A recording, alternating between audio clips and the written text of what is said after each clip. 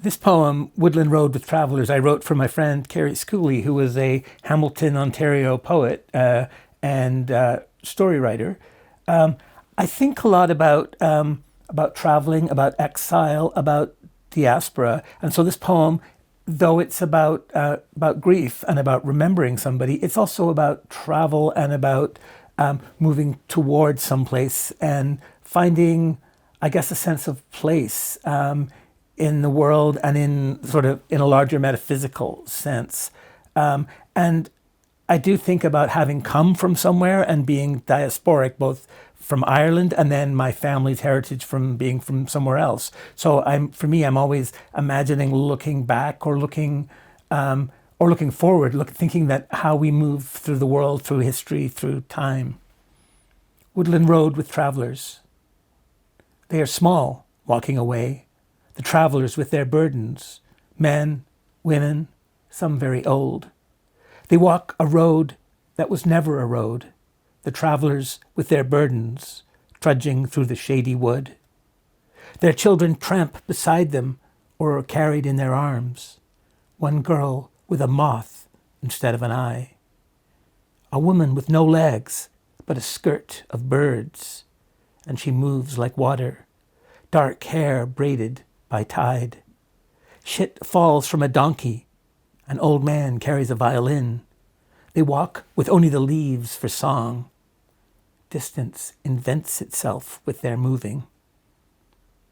Clouds and the rain from clouds, rain and the sound of rain, rain carried by the river and through the stumpy hairs of grass. Those who have become shadow we call shadows. When it rains, there must be spaces where the drops don't fall. In the distance, a bridge flows. You stand beside it. The stream goes nowhere. Empty villages, taskless dogs. Abandoned rivers without thirst or laundry. We try to hold the past inside us. But, as a man in a cart observes, at least one end of the donkey knows it can't last. The woods, both shadow and light. A road that isn't a road. Words that don't say what they should. Broken tree, a stump-like tongue. Sky, a donkey-colored half-shadow. Mothlight in the eyes. Those in the kitchen whose minds travel, walking through forests. Those who make toast and think of mountains, unwalking like forests. Leaves that think of trees. The horizon which only exists from far away. Time itself, a leaf. In nature, the scientists say beauty is created through death. We make things faster. We make things slower. You draw a line, knowing you'll have to cross it.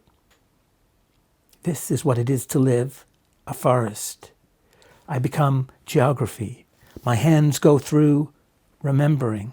I walk into the yard, sit on the grass and look up.